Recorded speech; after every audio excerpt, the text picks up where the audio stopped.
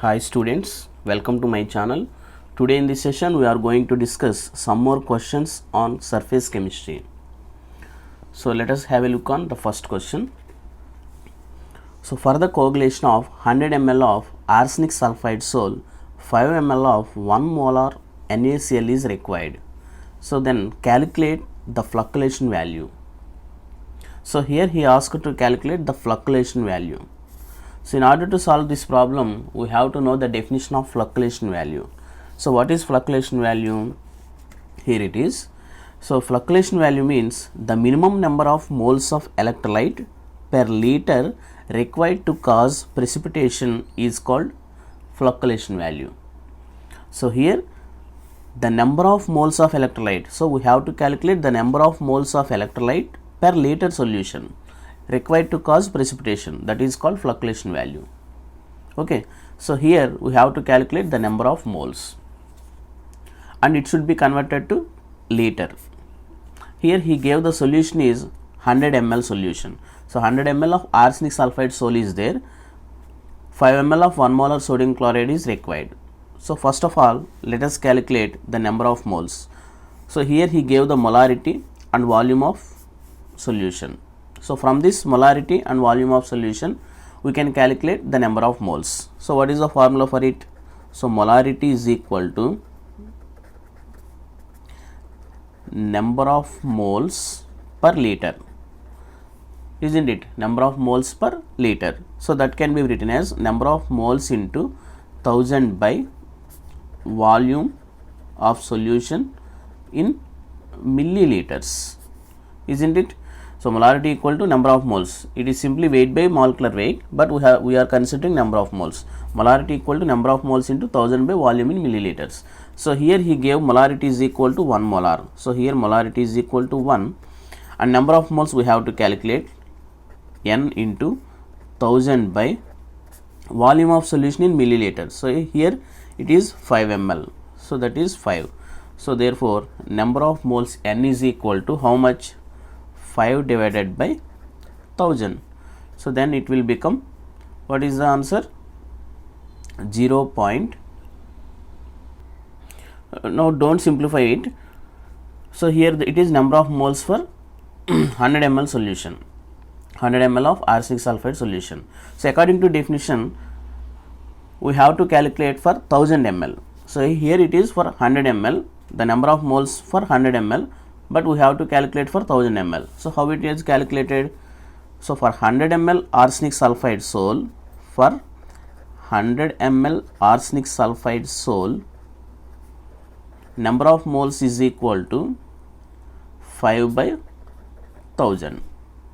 For 1000 ml arsenic sulfide sol, how much it is? The number of moles will be, so therefore the number of moles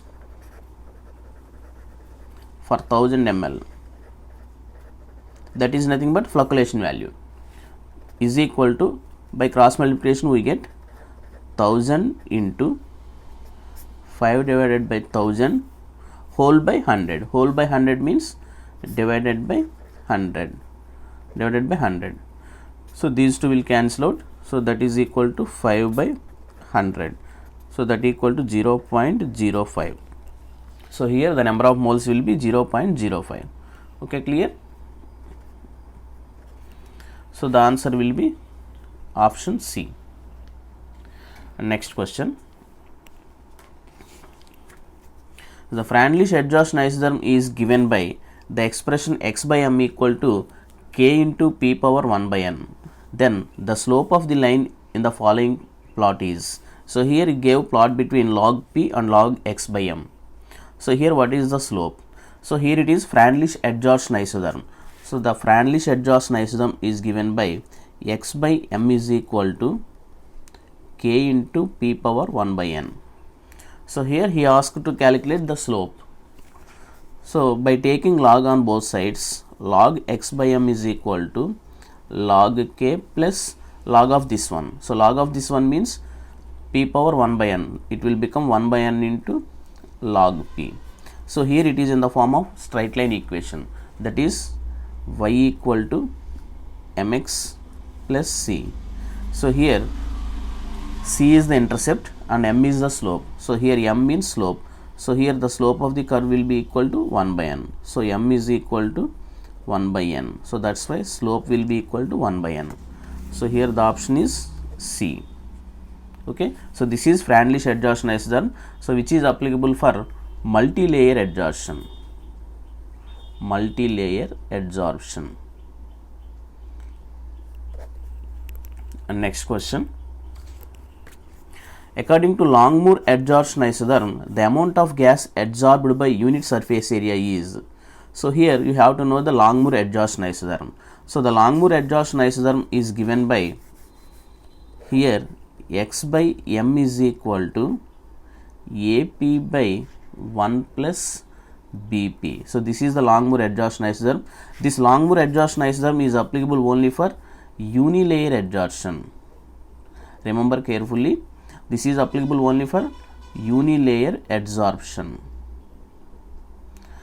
The Freundlich adsorption isotherm is applicable for multi-layer. This is Freundlich applicable for multi-layer, whereas this is Longmore. Longmore isotherm is applicable for unilayer adsorption. So this can be derived by considering rate of adsorption and rate of desorption. So at the equilibrium condition, the rate of adsorption and rate of desorption should be equal. So by taking this condition, we have to derive this Longmore adsorption isotherm. So this here x by m is equal to AP by 1 plus BP. Here AB are constants, whereas P is the pressure of the adsorbate. Okay. So x by m is the rate of adsorption. So x grams of adsorbate will adsorb on the surface of m grams of adsorbent. So that is rate of adsorption. X by m equal to AP by 1 plus BP. So this is applicable for unilayer adsorption. Okay. And next one. So which of the following biomolecules acts as specific catalysts in biological reactions? So we know very well enzymes acts as biological catalyst. Okay, so enzymes acts as biological catalyst, we know very well. So in our chemistry in everyday life also we come across with this point. So enzymes, here enzymes acts as biological catalysts. Next one, a micelle formed during cleaning action of soap is. So the cleaning action by soap is nothing but due to formation of micella. So the micella is formed why? How will the micella is formed? So it is formed by the association of dirt particles with soap. So a micella is formed by association of dirt particles. Here it is a dirt particles. This is grease or oil dirt particles. So it is associated with stearate anion. The anion, the negative charge will be projected outside. So here it is the negative charge will projected outside. So this is nothing but soap C17H35 COO minus stearate anion. So in this stearate anion, the negative charge will be projected out of the dirt particles. Okay, so here it is dirt particles. So this micella is formed by the association of soap particles and dirt particles. So here if it is a oil or grease, then it forms some emulsion. So the basic principle the basic principle in this is involved in formation of micella is emulsification. So generally this oil or dirt particles are not associated with soap particles or water molecules. So oil and water does not combine with each other, they will form some emulsions. Emulsions are generally highly unstable. So in order to stabilize the emulsion, we have to use a stabilizer, that is emulsifying agent. That emulsifying agent is generally soap. So here soap acts as emulsifying agent. So remember, the example for emulsifying agent is soap. That is also very important point. So here the micella is formed by the association of dirt particles and soap particles. So the option will be B. The aggregated particles of soap and dirt. It is nothing but micella. Okay. And next, a colloidal is a colloidal solution of which of the following? So colloidal. So what is meant by colloidal? So here, in order to purify colloidal solutions, there are so many methods. So one of the method is ultrafiltration. So ultrafiltration can be done by using ultrafilter paper. So the ultrafilter paper will have a fine pores, very tiny pores. It consists of very tiny pores. When compared with the ordinary filter paper, the ultrafilter paper will have a tiny pores, very small size. The pores of the size of the pores will be very small. So in order to prepare that ultra filter paper, from the filter paper we have to soak the filter paper in collodion solution. So the collodion solution is nothing but it is the 4% nitrocellulose in a mixture of alcohol and ether. So collodion solution is a 4% nitrocellulose in a mixture of alcohol and ether. So the option will be, here he gave the cellulose nitrate or nitrocellulose. So the cellulose nitrate in ethyl alcohol. So the option will be D. Okay. So here is a small question for you. What is the size range of colloidal particles? Size range of colloidal particles. So please comment me the answer in comment box. So what is the size range of colloidal particles? Comment the answer in comment box. Thank you. Like the session, share the session and subscribe to my channel. Thank you.